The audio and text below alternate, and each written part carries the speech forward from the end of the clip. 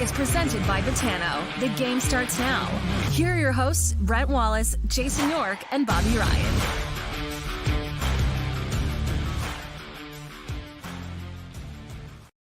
Hump day, everybody. Welcome to the show. It's coming in hot, brought to you by Botano. Brent Wallace alongside Jason York and Bobby Ryan, who I don't know what you've done in Nashville.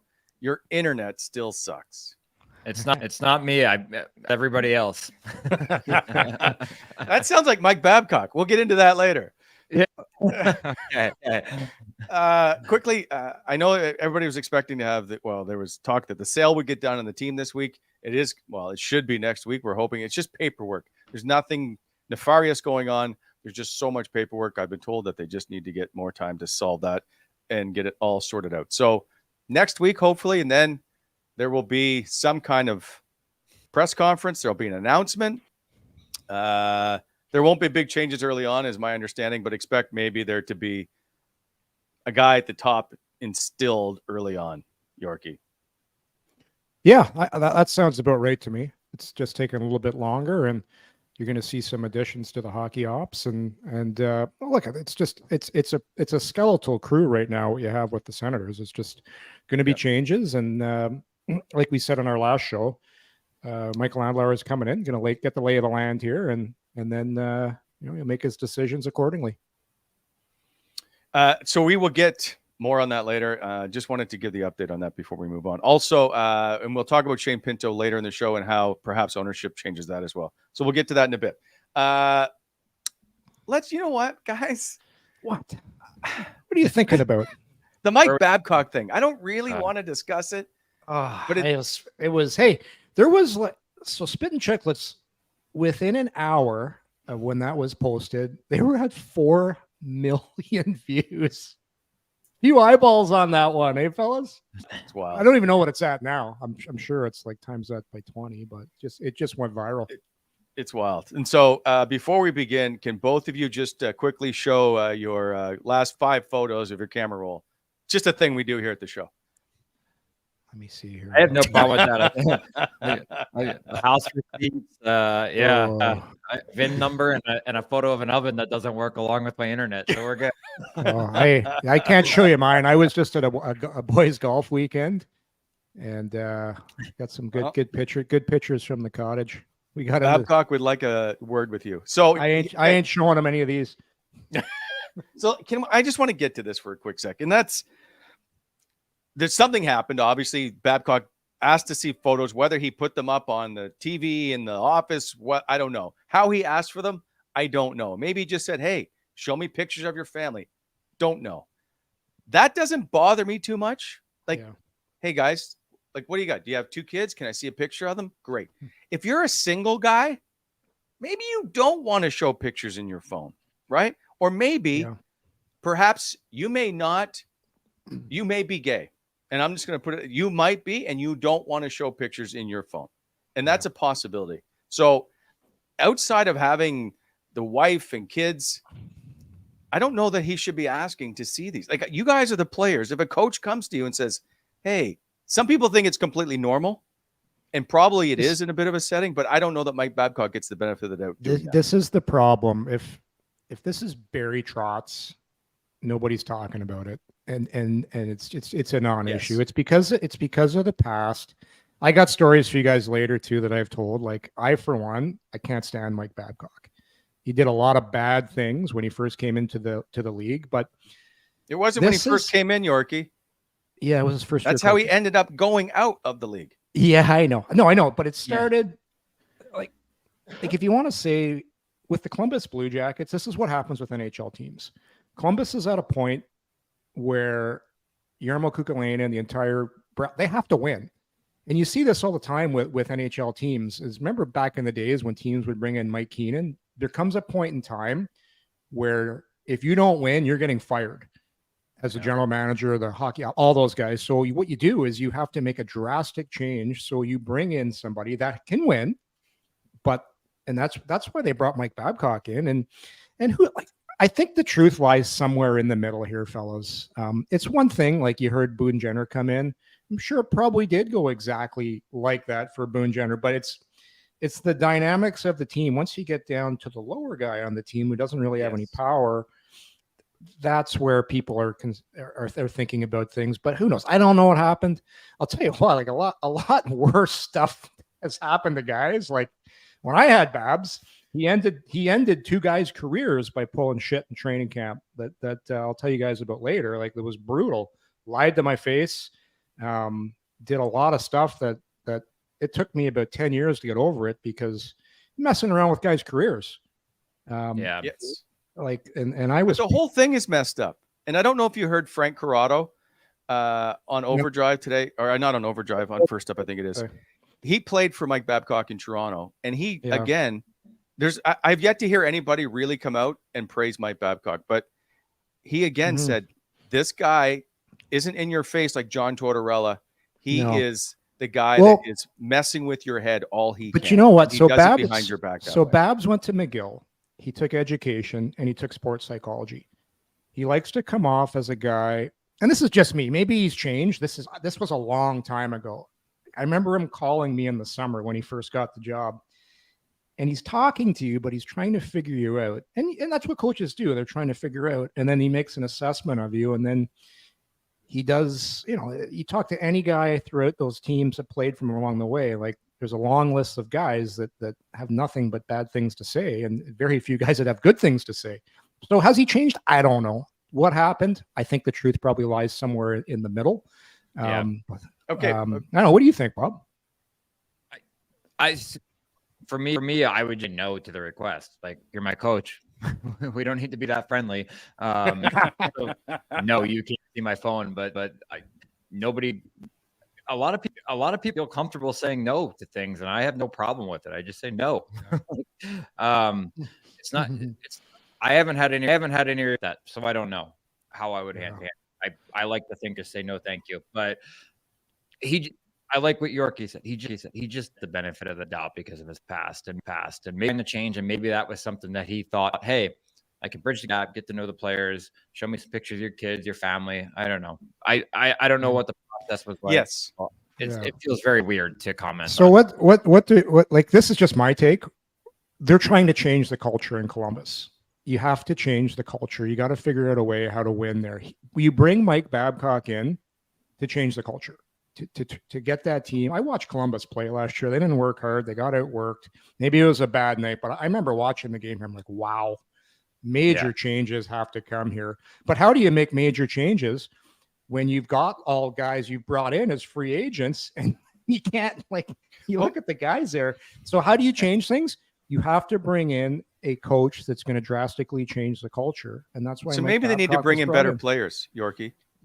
Well, maybe they bring in character Columbus, but the problem with hockey, it's like, yeah, you're going to admit you're wrong, the general manager, for signing and bringing those guys, and you're getting fired. Like, guys, make Eric a lot. Goodbranson got a 4-year deal. Patrick Laine, who's a great goal scorer, but I think he's pretty selfish. Johnny Gaudreau, probably the same way, from what I can tell. So they didn't bring in a bunch of quality guys. But the thing is, so what do you do if you're the general manager? You're not giving up your job where you're making whatever you're making, $3-4 million. Like, guys make a lot of money in this business and they love it. It's a great gig. So drastic times call for drastic measures. And that's why guys like a Babcock, like everybody used to wonder why Mike Keenan would keep getting chance after chance, because those guys can win. They can win. Babcock has one Stanley Cup. Yeah, but the thing is, he doesn't walk on water. If you look around the league, and it's how do you change things? How do you, if you're the Columbus Blue Jackets, how do you change what you've been doing? Because obviously what you've been doing hasn't been working. So I can see why they did it.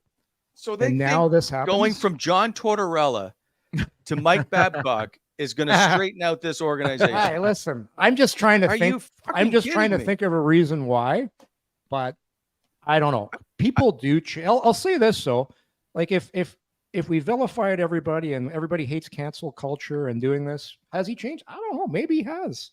Like maybe it is true. What he did was ace the interview. Yeah, that's what he did. I heard he's good at that. But so listen, I'll tell you. They better pray they win, because they're about a season having some analysts So here's the thing, running the bench. So Wally, so right now, sorry, just before you get going here, right now, all they're trying to do right now, make this story like say as least as possible, get to the regular season and start winning.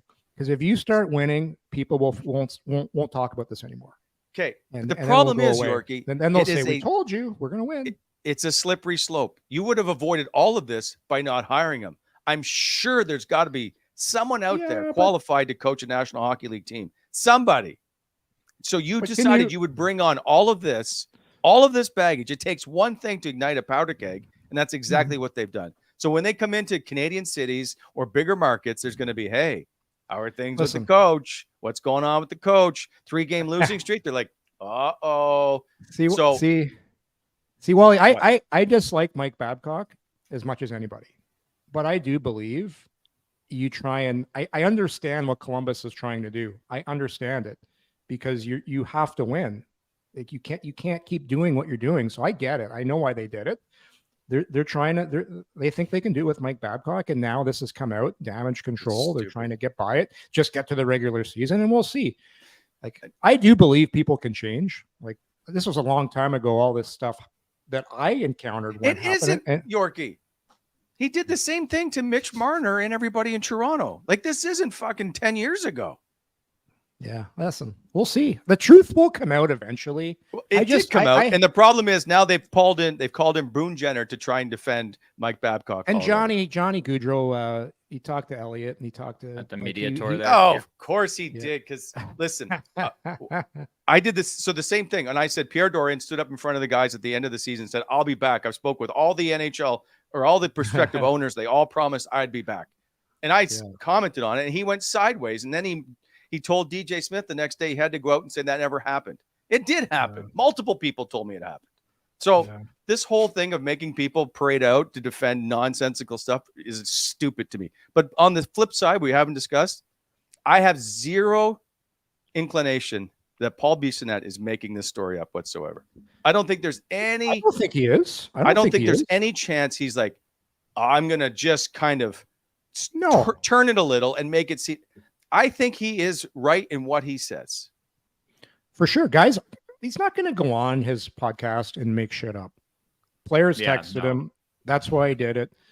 I don't see him. I don't know him that well, but I don't see him as a guy that's doing it. But like I said, I think in due time, this story is eventually we're going to get a clear picture of what after really he's happened. Fired because there's another incident this year. Yeah, we'll see. Well, Biz came out and screenshot of a player sending the information to him. So it's I don't care for the Chicklets podcast. I think those guys are geniuses in their marketing, a great job. I don't care for the podcast from the hockey side of things. But I would say that they've never made up a story. Those guys know enough people in the league, and everything that comes to them is from a player. They're not out there scattering stories. That's for sure. And even if they without question, Bissonnette does not like Mike Babcock. That's Do you fair. want me? But that doesn't mean he's going out of his way to try and make up a story for Mike Babcock. Yeah, I'll tell you I'll tell you I've told it on the pod before, but you and I were talking about this before. I'll tell you the thing that happened with Babcock with my encounter. It was his first coaching gig, and it was in Anaheim. And same thing, we were a bad team, and he came in there and tried to change culture. And the first thing he did in day two of training camp, he divided us. He said, guys, we're going to change things. Things are done around here. I'm putting you guys in an NHL group and an NHL group, AHL and NHL. So if you were on the team last year and you somehow got put in the American League group, you had to go, you're kicked out of the dressing room and to go change down in the visitors room. So the next day I show up for practice, myself, Denny Lambert and German Titov were booted down to the American Hockey League dressing room. And that's fine. Like if you want to make that decision and change things, I'm okay with that. But this is what I didn't like. I went into his office because the year before I had played the entire season with a bad shoulder and I had played hurt. And I showed up at camp and came first in fitness testing. So I came with a great attitude, ready to work, ready to have a great year. And day two, he decided that he was going to put me in the American Hockey League room. And by the way, I was on a 3-year contract. So it was like financially and everything, it didn't make sense. So I went in there and I said, what are you doing? I'm like, why is this how you treat veterans that show up to camp and are a great example for the rookies? And he's like, Yorkie, listen, the guys respect you. They like you. I got to change the culture here. I'm just doing this to get everyone's attention. He goes, you're in my top 4. And right there, I knew he was lying to my face. So I went to my agent and I said, something's going on here. They're up to something. And, a week later, myself, Titoff, and Lambert weren't even allowed to practice with the team. We had to practice at 1:00, private skate, while training camp was going on. There was some other things going on too. The 3 of us had signed the year before with the previous general manager. It was actually Brian Murray came in and was now the GM. So we were the old GM's guys, but I never really got to the bottom if it was Babs or was Brian. I'm pretty sure it was Babs because Brian Murray told me it was all Mike Babcock's idea to do this. So for me, I got another opportunity. I ended up going down to the minors, getting traded to Nashville. But German Titoff and Denny Lambert never played in the NHL again. Denny Lambert had 20 plus fights the year before for Anaheim. He was a heart and soul guy, did not deserve to be treated like this. Because Bob, if you do this to a guy, you hold him out of camp, you don't put him in exhibition games, you make him untradeable. You devalue the assets so much, but Babcock he didn't care about people. And that's the thing with coaching. If the players know you don't give a shit about them, they're not going to give a shit about you. And too many times over his career, players just knew he wasn't in their corner. So for me, I got another opportunity. I got traded to Nashville for $1 because I got devalued too. And thank God I went down to the minors and I played really well for 2 weeks. Nashville traded for me for $1 bill. But my career probably got shortened because of that.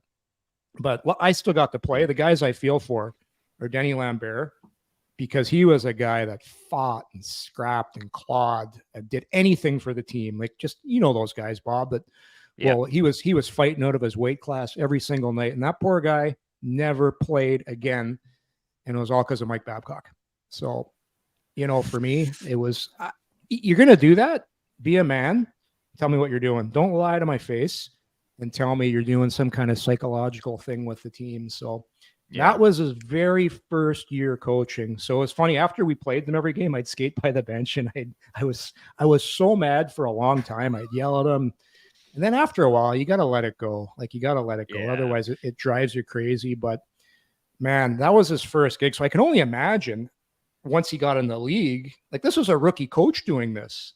What happened later, because long list of guys that he did terrible things to. So for me, like almost had my career ended 2 other guys' careers versus I looked at my phone. I'm like, Go ahead. Here's my phone, Babs. Yours was an old flip phone. So the pictures are all pixelated. Oh yeah. I don't even know if I had a camera phone back then, but no, it's just, that's why I had this thing. This was back in 2002. Like you're messing with guys' lives. Yorkie, just give me the guys who have come out since they don't have any ties to Babcock anymore. I don't mean current players, and show me all the guys coming to defend him. I'll wait. I don't know of any. I don't know of exactly.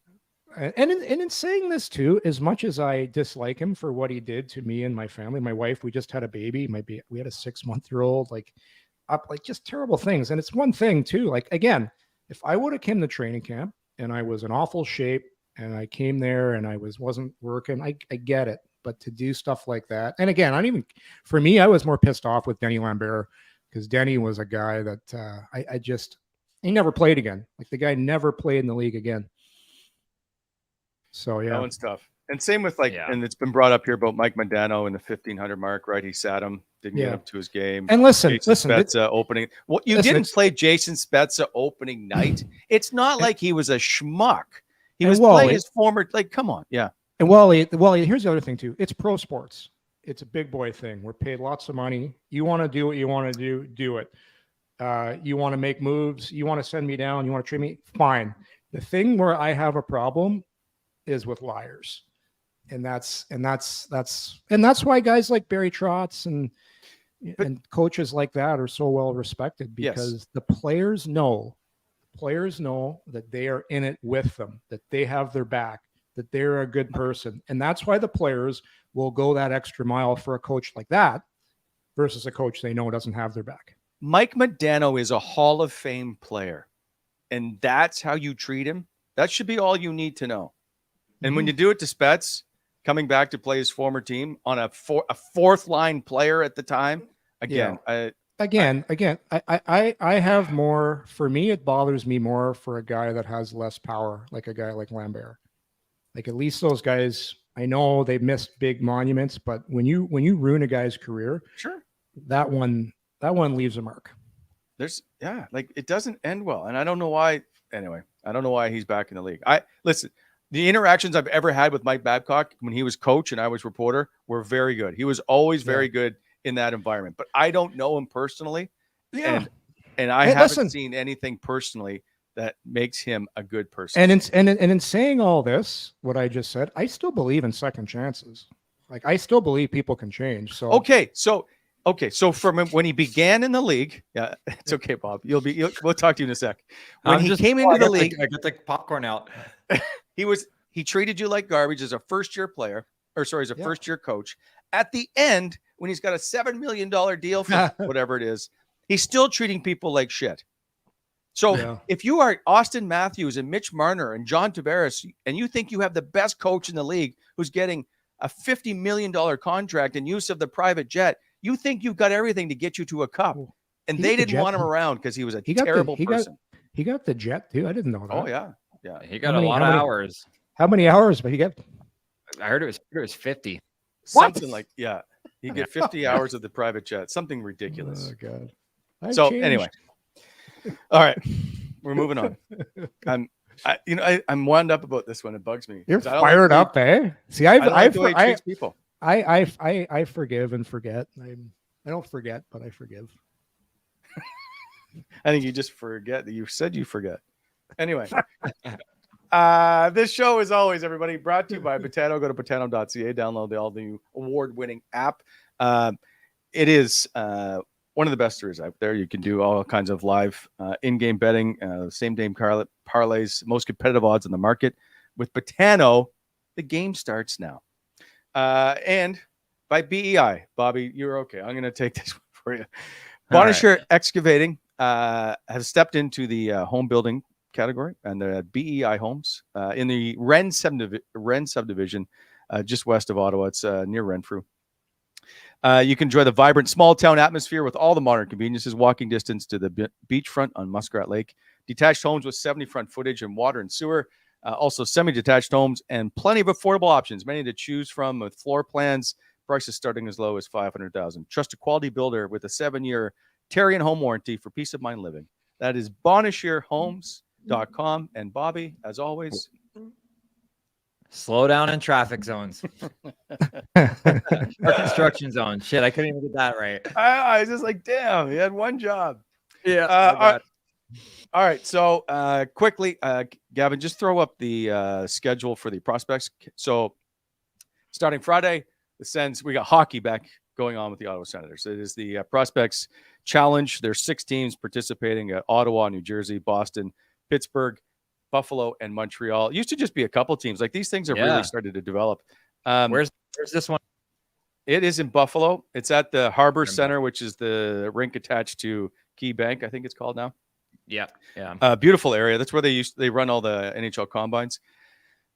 Game prices, I think, are $10. Ottawa begins on Friday at 12 p.m. playing New Jersey, and then they play Saturday, and then they play Monday. They just released the roster for that, guys. A couple of notables in this one. Levi Marilainen. There's 3 players with NHL experience: Levi Marilainen, Ridley Gregg, and Tyler Clevin. They are in it. Tyler Boucher is going. Zach Ostapchuk's going.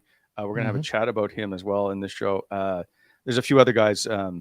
Robbie Urventi is another one going. So there's some guys to keep an eye on in this one for sure. I think it'll be a fun tournament for them. Like to see how this all plays out, just to get an idea of where guys match up. It's funny to listen, though. every NHL team that I've seen that's released a roster, like, oh, they have stacked the roster for the prospect challenge. I'm like, come on, guys. There's people there on just on invites. Like, let's not get too far ahead. I don't like that Ridley one. If I'm him, I'm a little peeved. I've got a fear under my belt with a lot of NHL time under my belt as well. Not a lot, but you get it. And this guy that you might need to play a bulk of the games until Pinto's back.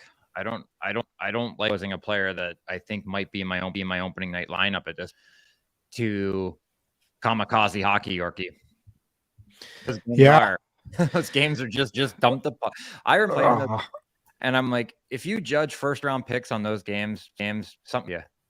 I don't care. Yeah. If you judge anybody, if somebody stands out, I get it. But that is horrible hockey. Nobody's hit anybody. No, there's no system. You're learning you go through one practice, you do 35 minutes flow drills, and then go, hey, we're gonna run this, and this. And I remember being in. No, the fuck, we're not. We're not running anything. We're running the defenseman through the wall and getting off the ice. I hated it, man. I hated it. I played in a rookie game in the London Gardens, the old London Gardens, and back in early September, that place used to fog up. You had to get off and skate circles to get the fog off the ice. Yeah, I think there were 11 fights by the second period. Just a gong show. I fought for McLaren in a rookie game. It's like, what is happening? What? Everybody's fighting everybody. I was like, this is stupid. I'm going to take the 5 and the 10 for instigating and go sit down.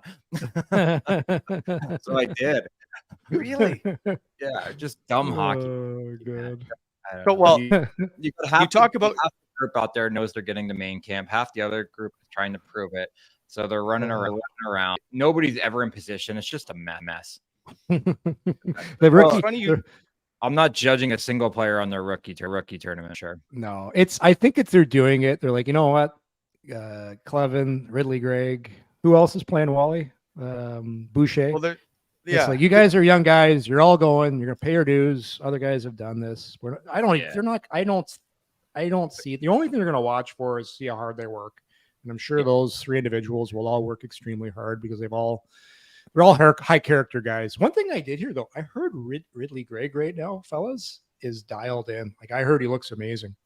Good. I was talking to a few people, and with Pinto, depending on how long this contract situation goes for Pinto, there is a huge opportunity right now for Ridley Gregg. If Pinto is this turns into a month or whatever, like I heard he's looking good. Good. I think they're going to need him.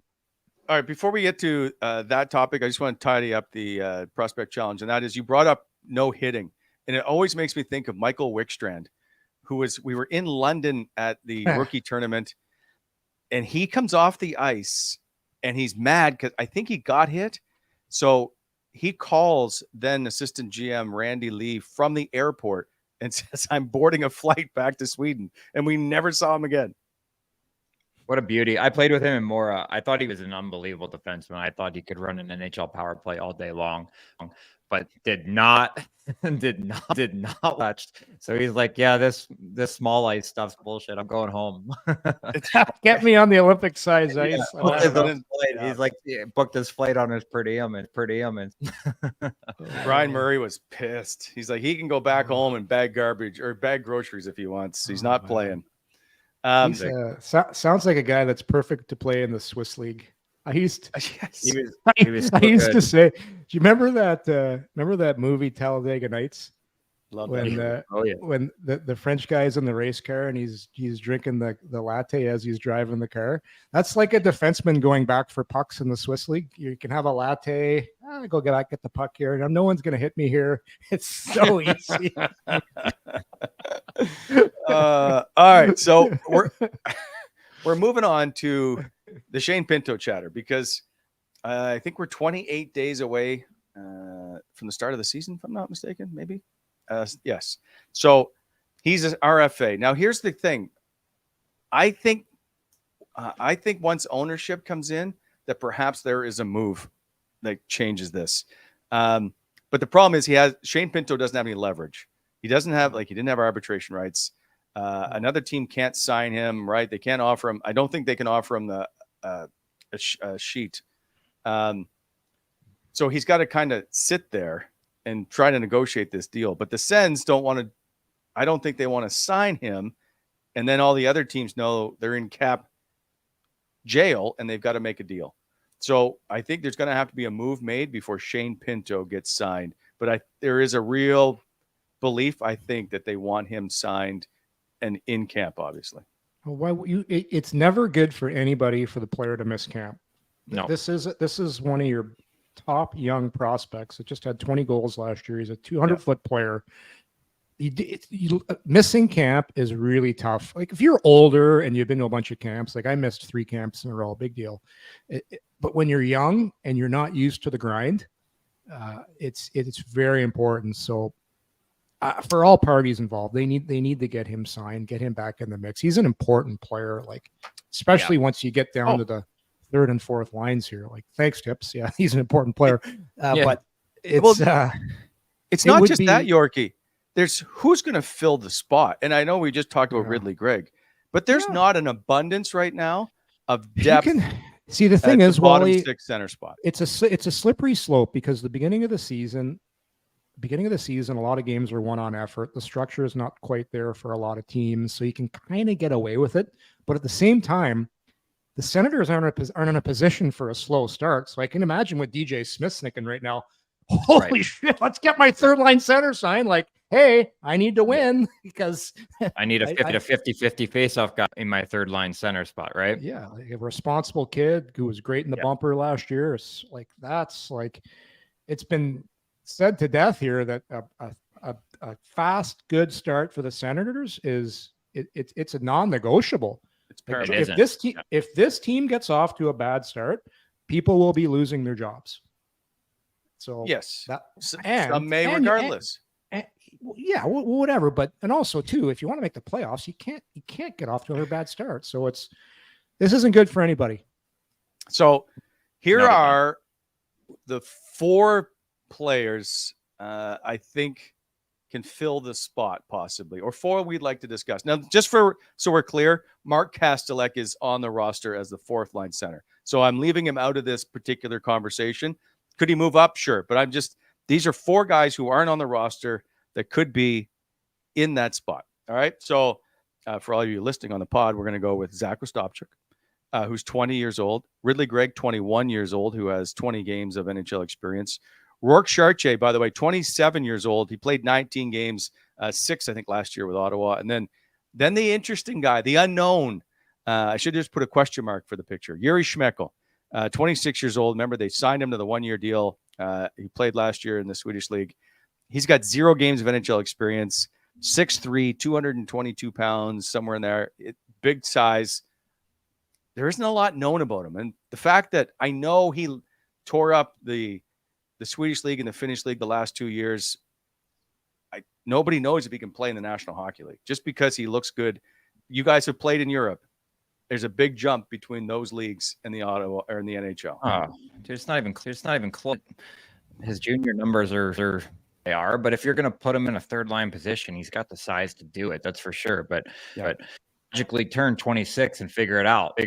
You're already the player you're going to be. And if you're going to be a high scoring player in the Czech or whatever league that is, the Swedish league, great. That all is well and good, but you're not going to come over here and dominate.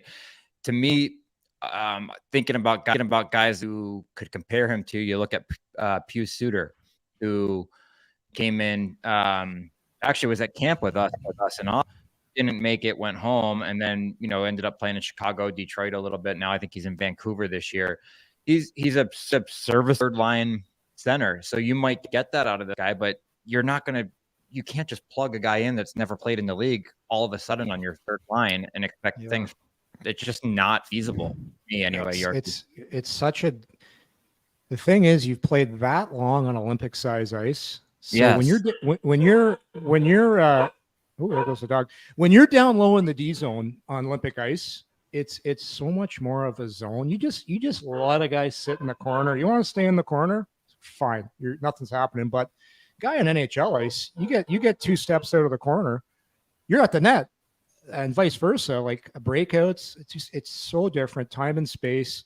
And then offensively as well, the D just close on you so much quicker in the NHL to begin with. Then you put it on NHL ice, so it's going to be a big transition for an older guy. So we'll see. Can it be done? If he's got hockey sense and if he's got a high IQ, it'll be good. But he's not going to be in the same role. He's not going to be on the power play. He's not going to be put in those offensive looks that he's been getting in Europe. So he's going to have to be more of a guy that's an energy guy to start if he wants to get a look, right? And so that's tough if you're 26 and used to having all that time and space defensively and offensively. Okay, I'm going to throw something in there. By the way, we are starting a GoFundMe for Bobby's internet. So if you just check that out later, we're looking for $500,000 to redo the house. Quickly, there's a comment made by Senator in the chat, and that is Artem Zub came over. He played in Europe. Yeah. Does a defenseman make a difference than the centerman playing in Europe and the bigger ice? Yeah, but he played in the KHL. He played in a great league. This guy was playing in elite league, and he didn't average a point. I mean, there's a difference, don't you think? Yeah, and also too, I like Zub as a player. I do too. Zub played on some very bad Sens teams, and when you're a smart defenseman that can make good plays like that, I'm not saying he's not a good player. But I'm still not sold that like a lot of people are saying he's a 1-2. Well, hold on a sec. Let's wait till the team gets good here and see. But yeah, I do think for defensemen, if you're the type of player Zub is, because he's more of a smart, contain, move the puck. I just think it's really hard to play center. Like if you've been, it's such a tough position. Like D, you can kind of. And I don't know if you're a smart defenseman, I believe you can play in any league. The league is so quick, and I do agree with Bob. The KHL is it is a better league than those other leagues by far. Yes, without question. And just when it comes to the center position, the league is so fast. It's like so that fast. Spot is, I'll say, paramount again. You've got to be able to play the position. All right, so then let's move on. So Rourke Chartier played last year. Played some games. He's also played in San Jose. There's a little bit of NHL experience. He's serviceable. I don't think he's the guy. He's not one of them for me. If I'm being honest, I don't mind him. He was okay last year in his role, but I would probably look towards Ostapchuk, who's 20, who's a true rookie. But Ridley Gregg is the guy for me that I would slot in that in a heartbeat in that position. Ridley the Gregg is the guy for me all day long. From the reports I've heard, and he's a little bit dirty too, right? Like he's not afraid to and that's what you kind of want on your third, fourth. A guy that's not. He got suspended in preseason. Yeah, like he's got some beauty. He's got some bite. He's got some anger. He's got a little bit of unpredictability in him. He's got to pick his spots. Like I remember last year, he took a couple bad 200-foot. Penalties in the offensive zone, but hey, it's part of the learning curve. I just think great engine, good pedigree, and also too, he's a high pick. Let's not kid ourselves. It's his job to lose. It's his job to lose, and especially with all the question marks about management, they will be pushing hard for their top prospects to make the team, so they look good for drafting them. Like that's how it works too. 28th overall, by the way, in 2020 for Ridley Gregg. He looks really good. I do like Zach. And he's been working out here. Tyler Boucher and him have been on the ice along with Yuri Schmeckel even 2 weeks ago when I went. They're all trying to vie for spots. Obviously, it's a full roster for the most part, but I know Zach Ostapchuk has put in a ton of work this summer to see what he can do and where he can get to. Yeah, I mean, I think we've all said our piece on Ridley and it being his job, but there's not the 20-year-old coming in to push. And he was at what, second? Oh, chop. Was he a third rounder? Zach, is he not 39th overall? 39th, second round. Yes, second round, yeah. So he's the guy that's on their list. And it's hard to do that position when you have a guy that's got 20 games of experience on you and looked good in those 20 games in Ridley Gregg with a couple. Yeah. Yorkie alluded to a couple of the mismade, but that's learning curve, and we've talked about that. But I'm looking forward to seeing the pushing him in camp and seeing if he can come insert himself into one of those positions. Yeah. Hey, Wally, I thought he was good at the World Juniors. What's the latest on Sokolov? Sokolov's still unsigned, right? He's unsigned, but I think I did get a little sense that they may not be that far apart. Yeah. I'd like to see him. I know just for the players, when you're trying to break into the league and you're an RFA and you don't have much negotiation room, that you want to get it done and get to camp. Yeah. So I don't know if they're trying to obviously they're trying to squeeze him. They don't want to give him any more money than they have to. But I think there's some anxious moments, but I think it gets done here soon. I think he's in camp. Yeah. Well, again, with if Pinto doesn't get the camp on time, I know Sokolov's more of a winger, right? So, yeah. But still, there's your leading scorer from Belleville, a guy that's put the work in, a guy, by all accounts, I'm hearing, has had a great summer, has worked extremely hard. So I'm interested. I hope he gets it done so he gets into camp right away and gets going, because with that big body, some skill, who knows? He looks really good. Yeah, and so he's been questioned his whole career, right? Passed over 3 times in the draft, all that stuff. The Sens basically took a flyer on him, no question. But he's done solid work playing in the A. He's their Belleville's franchise goal scorer, all that stuff. This summer, the work he has put in, and I'm going to say like the conditioning that he has done, all that stuff. I know he's been running like the Canada Hill and all kinds of like. I just want him to get a shot. That's a legit shot, like not 5 minutes a night shot. I want him to get a legit shot. And I can tell you from experience, sometimes it just takes a little longer. And it took me 3.5 years, but finally, you think you're working because you have to do more.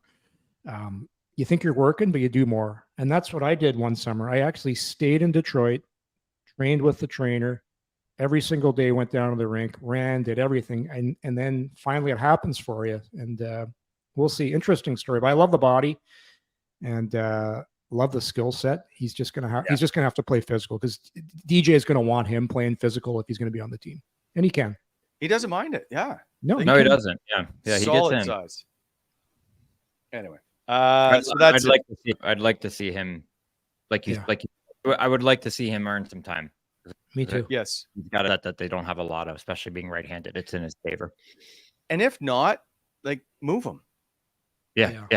Give him a chance. I agree with that. Because I think he can go back to the K and probably make $1 million. Oh yeah. But he doesn't want to, right? No, he wants that dream. Yeah. Yeah. So and that's a good thing, because a lot of guys do that, because your earning window is only so big, and you say, wow, another year that I'm letting go $1 million tax free, you're never going to get that money back. But the NHL is the NHL, right? Like you want, and that's a good sign when you know it means something to him, that it's not just about the money. Yeah. There have been some player movements for Ottawa Senator players, but one recently, and I didn't get to it last show. Colin White is in Pittsburgh, if I'm not mistaken. Yeah. Wow. Interesting to see. Talk to him.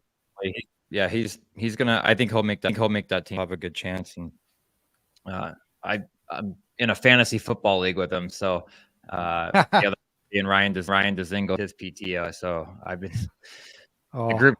There's a lot of shit talking going on right now. Do you have to get bought out in order to be a part of that group? It's got to be a retired and old group. Oh, dude. I was tell him good luck for us. I was rummaging through the scrap heap early this morning. Of course, I drafted Aaron Rodgers. So just 14 guys in our league. So I'm like, all right, who am I picking up here? Am I going to take a flyer here on Love, the quarterback for Green Bay? Kind of have to. 14 teams. Got no choice, Bob. Went with Love. That's the play. Sorry to hear that.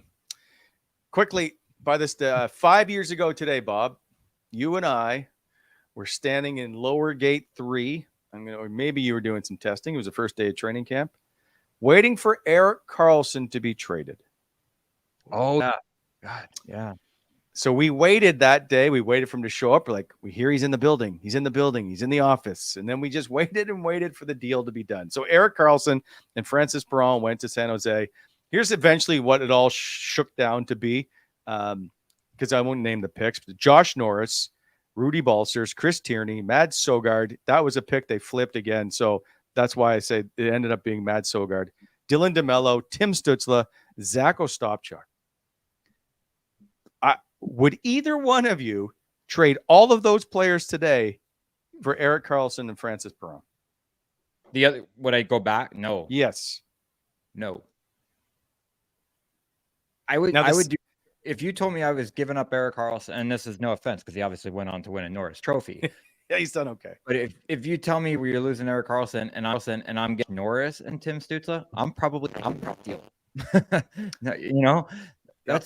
That's two centerpieces of your entire future. I would do that trade, but that's just me. Just think though, at the time, San Jose with Karlsson was supposed to be a team that finished that first round pick was supposed to be around a late 20s. If you take Stützle out of that deal, it changes things drastic. That's the guy. You look at that deal, you're like, yeah, I'm doing that deal. Of course, I'm doing that deal. Tim Stützle is going to play for the next 15 years, and is going to be he's already a superstar. It should be pointed out that it was never expected to be the 3rd overall pick. No. Most people thought it was going to be 29th or 30th that year, or a higher end first round pick, and it ended up being a lottery pick. Yeah, and that's the thing. You never know too with players what they're going to turn into. So far, so good for Josh Norris. 35 goals. He's your 1A, 1B centerman. It's on paper that trade's a home run right now, but when that trade was done, there was a lot of question marks. Yes, there was. Yeah, fair. It is fair. There were, and Bobby, you can back me up. There were players in that room I remember going, like, I don't know what we're doing here.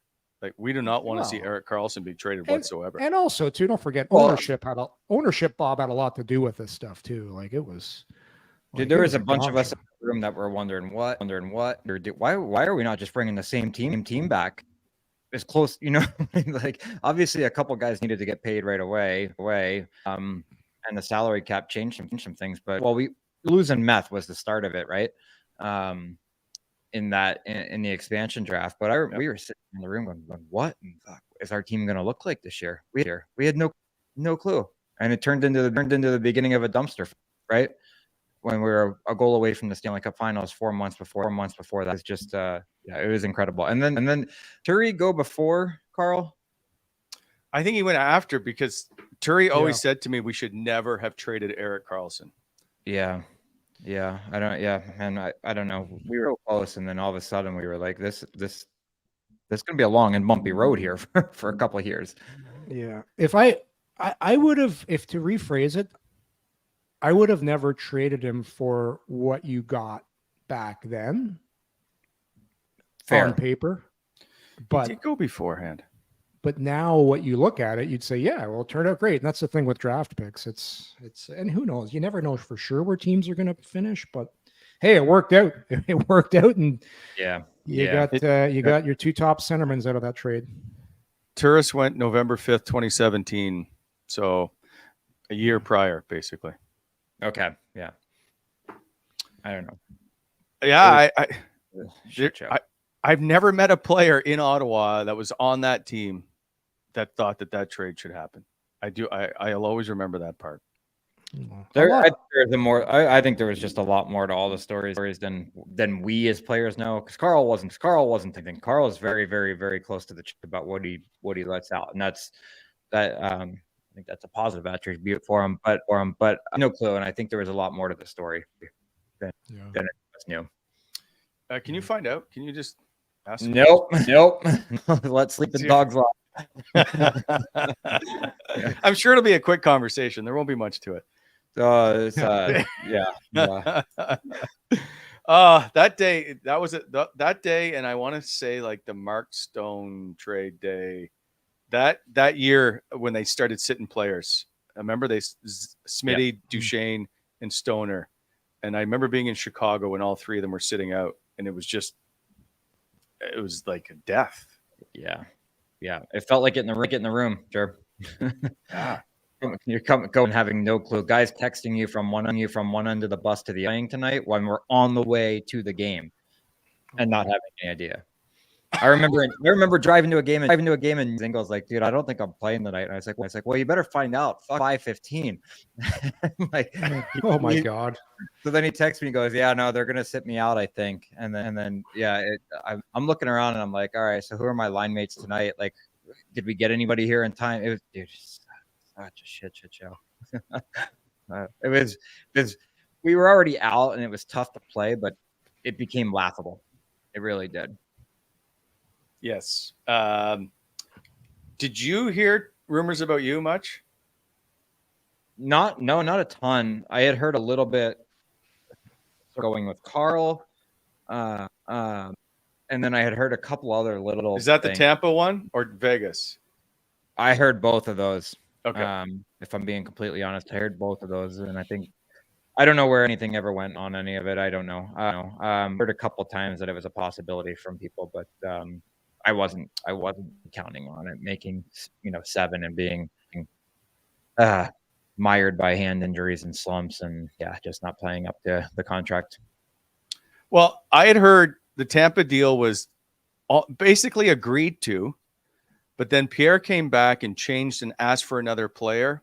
And now this is where it gets a little sketchy. He asked for another player. They agreed to that. And then he came back and asked for another one. And then that's when Steve Yzerman said, no, we're not. Now, it may have been he only asked for one change. I'm not sure. But I was told they tried to alter the deal. And then Yzerman went, we're done here. Yeah, I don't think you're not going to rake Steve over the coals. He's got exactly what he's got in mind. But who knows, man? I don't know. I wouldn't have mind all the tax money. Just going to say. Let's go back and redo that one. But that's too bad. All right, boys. How's the golf tournament? How's Brad Fritch before we go? Yes. Fritchie was good. We had a chat last night before he was up. This morning at 7 before he's been at the course all day. He's still there and he won't back till dark. So I'm going to throw some steaks on the grill, but he's doing good, looking good, working hard.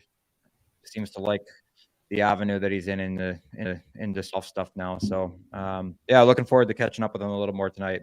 But tournament starts tomorrow. Tournament starts tomorrow. So hopefully they're ready to come back to work by Monday. Do you need any grilling tips for your steaks? No, not from you, bud. I'll send you a picture of that nice medium rare today. Oh yeah. Did he bring you any Red Rooster golf gloves? I haven't gotten anything yet. So wow. So if you haven't used one of these, they're amazing. They are so good. These golf gloves are amazing. Yeah. So that's my and he stopped at Buc-ee's, which he stopped Buc-ee's and didn't get me anything with a big thing in the South, I guess. And he's 0 for 2 right now. I even took lunch to the course today. I went and got him lunch, drove it up to the 18th hole, walked up there for him. Wow. Like, I'm what a host. What a cat. You should be a caddy. I should be. I'll pretty good out there. Yeah. Hey, I'll bring you a nice present when I come down, Bob. I like it. Boiling soda. Oh yeah. Yorkie doesn't know about it. Yeah. All right. Enjoy your steaks. If you need any help, let me know. I'll be more than happy to teach you some grilling. No, thank you. Appreciate it. See you, boys. Have a good weekend. See you Monday. Thanks, everybody.